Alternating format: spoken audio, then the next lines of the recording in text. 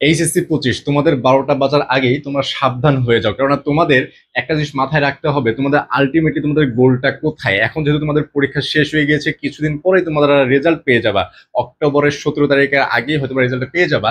এখন তোমাদের ultimate goal হচ্ছে যে মেডিকেল, ভার্সিটি এবং ইঞ্জিনিয়ারিং। এখনো তোমরা অনেকেই দ্বিধাদ্বন্দ্বে ভুগতেছো যে ভাইয়া কোনটার প্রিপারেশন নেওয়া আমার জন্য বেটার হবে এবং কোনটার প্রিপারেশন নিয়ে আমি চান্স পাবো। এবার অনেকে আবার আসছে যারা বিভাগ পরিবর্তন করে প্রিপারেশন নেওয়া শুরু করে দিয়েছো। এখন দেখো ভাইয়া, তোমাদের কয়েকদিন পরে যখন রেজাল্ট দিবে, রেজাল্টের উপরে কিন্তু অনেক কিছুর ফ্যাক্ট, ঠিক আছে।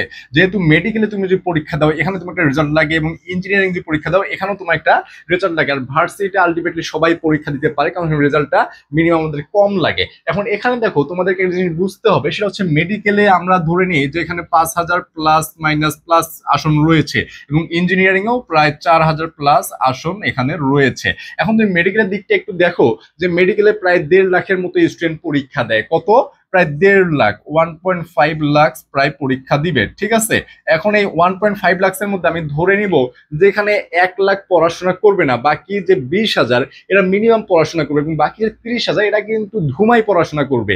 এখন এই 30,000-এর মধ্যে তোমার এখানে সিট কয়টা ভাইয়ারা? সিট হচ্ছে 5,000 প্লাস অথবা মাইনাস, বা কিন্তু 25,000 মাইনাস হয়ে যাবে। আবার ইঞ্জিনিয়ারিং এর এখানে যদি দেখো, এখানে আমি যদি ধরি যে 1 লাখও পরীক্ষা দেয়, এখানে দেখো সিট হচ্ছে মাত্র 4,000, বাকি আমি ধরে নিব যে 96,000 মানে 90,000 প্লাস এখানে মাইনাস হয়ে যাবে। তাহলে আমাদেরকে তোমরা এই যে 5 4, আমি যদি এখানে 10,000 ধরি, যে 10,000 স্টুডেন্ট তোমার ধরো মেডিকেল এবং ইঞ্জিনিয়ারিং এর চান্স পেয়ে গেলা, তাহলে ভার্সিটি এখানে কারা পড়বে? একটা জিনিস একটু বুঝে দেখো, এই যে এখানে তোমরা যে ইস্যুগুলো মাইনাস হয়ে গেলে, এতে কিন্তু সেকেন্ড টার্গেট যে পড়ে কোথায়?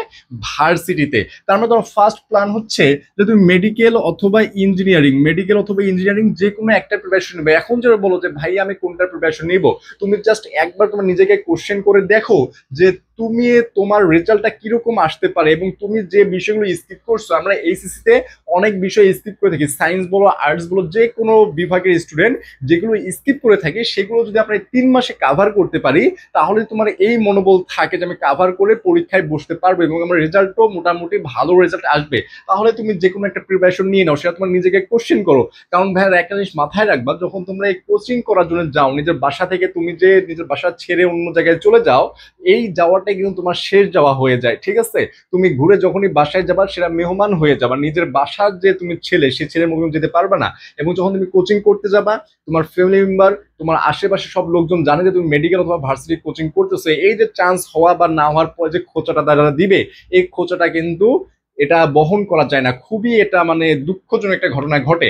যার কারণে তুমি যে প্রিপারেশন নাও, খুব গুছিয়ে প্রিপারেশন নিতে হবে। তোমার জন্য যে জার্নিটা ইজি হবে এরকমটা না। কেউ যদি বলো যে মেডিকেল বা ইঞ্জিনিয়ারিং যারা চান্স পেয়ে গেছে, এদেরকে যদি বলো যে ভাই মেডিকেলে পড়তে কিরকম পড়াশোনা করতে হয়, তারা বলবে যে আরে এটা তো খুবই ইজি, এখানে কোনো ব্যাপার না, তুমি পড়লেই চান্স হয়ে যাবে। ইঞ্জিনিয়ারিং এর কাউকে জিজ্ঞাসা করবা, সেও সেম কথা বলবে। কিন্তু সে যে চান্স পাওয়ার এই পূর্বে সে যে সমস্ত কাজকর্ম করছে, সে মানে যে রকম পরিশ্রমটা করছে, এটা কিন্তু কখনোই তোমাকে বলবে না। কারণ এরকম পরিশ্রম যারা করে তারাই চান্স পায়, আর বাকি সব তো ঘুরে ফিরে ঝরে যায়। তাহলে আমাদের মেডিকেল অথবা ভার্সিটি তুমি যে কোনো একটা প্রিপারেশন যদি নাও, মেডিকেল অথবা ইঞ্জিনিয়ারিং যে কোনো একটা প্রিপারেশন নেওয়ার পরে তুমি যদি এখানে পাস অথবা ফেল, আমি ধরলাম যে তুমি ফেল করলা, তাহলে তুমি কোথায় যাবা? তোমার কিন্তু সেকেন্ড যে প্ল্যান, সেটা কোথায় হবে? সেটা হবে ভার্সিটি। সেকেন্ড প্ল্যানই হবে ভার্সিটি। কারণ সবাই তো ভাইয়া মেডিকেল বা ইঞ্জিনিয়ারিং এর চান্স পাবে না, আর সবার যে চান্স হবে এরকমটা নয়, এতগুলো সিট তো আমাদের এখানে নাই।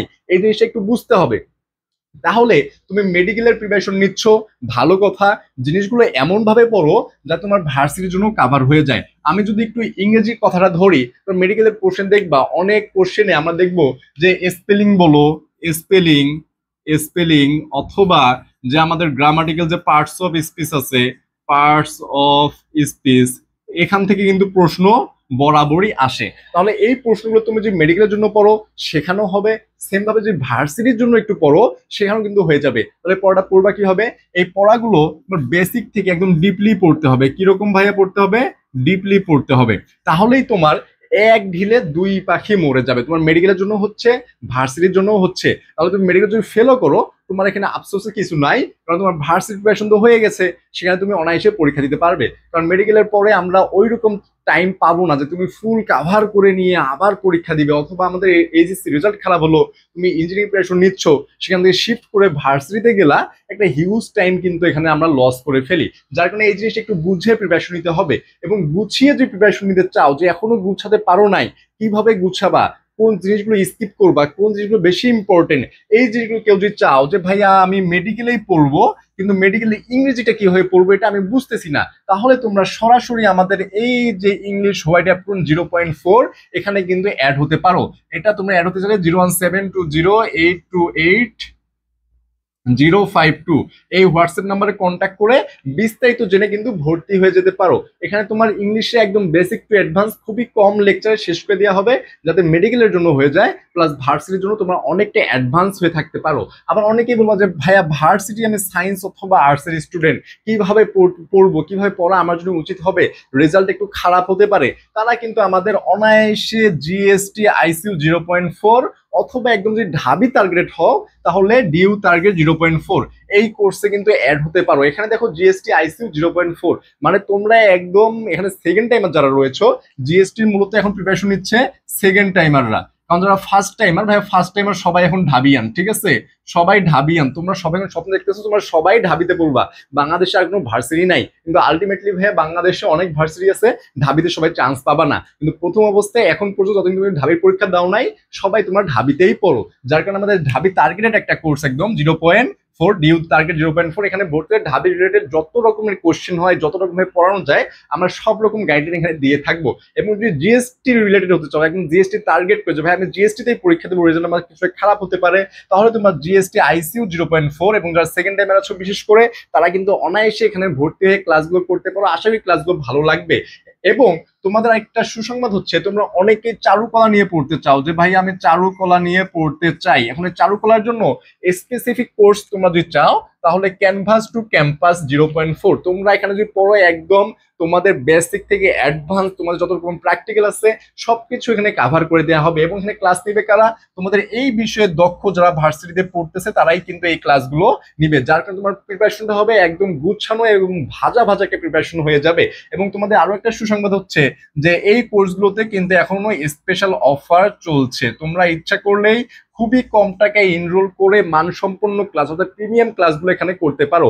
ভাই আমরা চাই যে তোমাদের এই যে জার্নি, একটা লং টাইম জার্নি, এবং তোমাদের খুবই পরিশ্রম করতে হবে এই জার্নিতে, তোমাদের এই জার্নির সাক্ষী হিসেবে আমরা থাকতে চাই, তোমাদের এই সাফল্যের যে তোমরা সাফল্যের দেখাটা পাবা, এই দেখাটা আমরাও পেতে চাই, যে তোমরা সাফল্য পেয়ে কতটা খুশি হতে পারো সেই খুশির ভাগিদার কিন্তু আমরাও হতে চাই। জাস্ট একটা কথা মনে রাখবা, যে তোমাদের এই প্রিপারেশন নেওয়ার পেছনে তোমাদের বাবা মা ভাই বোন সবাই কিন্তু তাকিয়ে রয়েছে, যে তুমি দিন শেষে আর যাই হোক তাদেরকে যাতে কিছু একটা দিতে পারো। অ্যাটলিস্ট এটা যাতে মনে না হয় যে আমার রেজাল্ট দেওয়ার পরে যে ভাই আমি আর 1 ঘন্টা করে বেশি করে পড়লে আমার ভার্সিটিতে চান্স হয়ে যেত, এরকমটা যাতে ভাইয়া মনে না হয়। তুমি চান্স না পাও কোনো সমস্যা নাই, যাতে কোনো আফসোস মনের মধ্যে না থাকে যে ভাই আমি আরেকটু পড়লে চান্স হতো। যার কারণে এখন থেকে পড়াশোনা করো, এবং রেজাল্ট একটা ব্যাপার রয়েছে, এটা নিয়ে পেন খাওয়ার কিছু নাই, জাস্ট নিজেকে প্রশ্ন করো যে আমার কোন সেক্টরে যাওয়া ভালো হবে, আমার কোন প্রিপারেশন নেওয়া সঠিক হবে, সেই হিসেবে নিজেকে এগিয়ে নিয়ে যাও। আজ এই পর্যন্তই, আসসালামু আলাইকুম, ধন্যবাদ।